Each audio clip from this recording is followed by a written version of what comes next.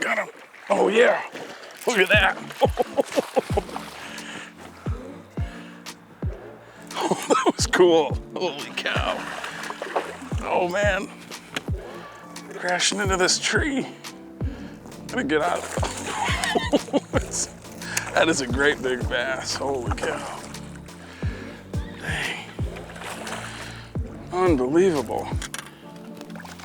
Oh, golly. Look at the size of that sucker. Oh, that was cool. I actually saw him. He was just kind of sitting up there in the sun in a little sand spot. Boy, it's just been a really interesting bite. A real fast warm up where the waters come up probably almost 8 degrees in 2 or 3 days. These fish had been chewing a spinnerbait and now they're not. They're not chasing. I think it's just warmed up so fast, the fish are in a bit of a funk. They're in shock.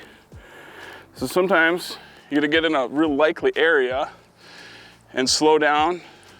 And this is one of my absolute favorite ways to slow down, the Tokyo rig. Awesome. What a fish, man. Boy, that's a huge one. All right, get her back.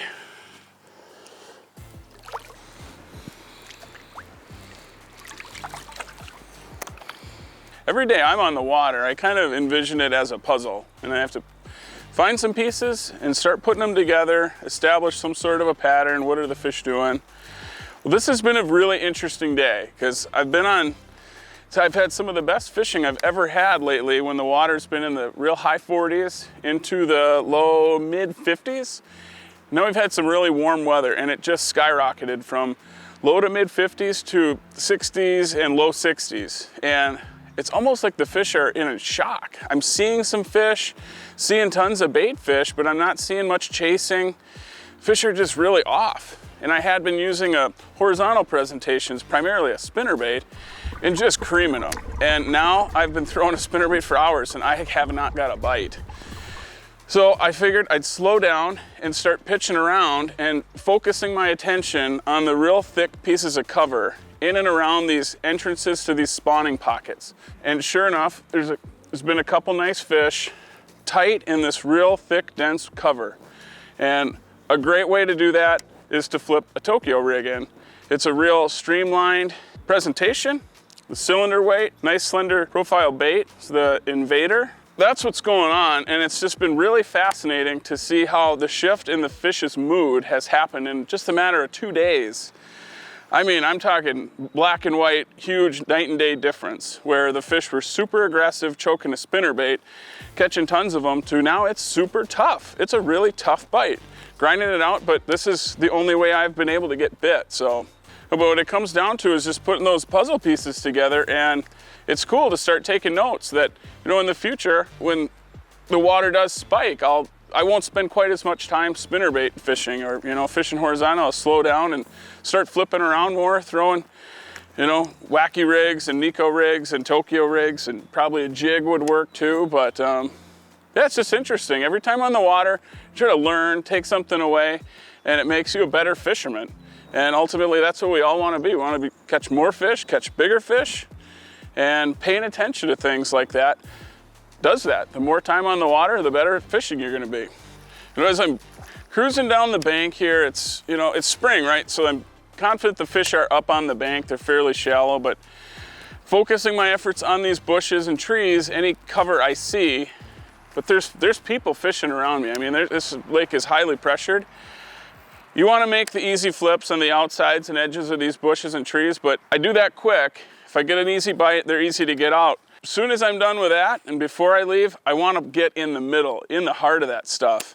And in order to, you know, I'm not worried about getting them out until I've set the hook and they're on the hook. Then I'll deal with it later. But it's always kind of a motto is, you know, just, you got to get the fish to bite first. Don't worry about getting them out until you got them hooked. And to do that, you need some moderately heavy equipment. I think just your run-of-the-mill medium heavy, 7 to 7.4. I think this is a 7.3, medium heavy, fast tip. Good all-around rod. It's good for a lot of different things, flipping a jig around, but this Tokyo rig with a 3/8 ounce weight, it's perfect. You can get them out, set the hook, get their head coming, get them out of that cover, fight them in open water. And this is spooled up with 17-pound fluoro. I use a lot of 17-pound fluoro. It's just a great all-around line for spinner baits and flipping around. It's just a very common pound test, works really well. I like straight fluoro. I know a lot of guys do like straight braid with a long fluorocarbon leader. And the purpose of the fluorocarbon around wood and bushes and things is it doesn't dig into the wood as bad. If you've fished with braid and you set the hook or you get stuck in wood, it'll actually dig right into the wood, and it can be a nuisance, and you're spending more time getting your bait unhung from the wood. So the fluoro is nice. Straight fluoro for me, that's my personal preference. Some guys do the braid to fluoro leader, but to each their own. But ultimately, having that fluorocarbon in contact with the wood or the bushes seems to help you fish cleaner and more efficiently. So as far as this technique goes, it's fairly straightforward. It's just, you work on being accurate and getting your flips. The silent entry into the water is preferred. But as far as it getting in the water, getting to the bottom, give it a couple shakes. I reel it out. I don't spend a ton of time, shaking it unless it's a super good looking spot or I see a fish or something like that. But typically, if you get it in front of a fish, he's gonna bite it fairly quick. That seems to be, you're better off to flip it in more places and to connect with more fish rather than fish fewer places for a longer period of time. I'm pretty confident in that, and that seems to work for me. Here's one. Oh yeah.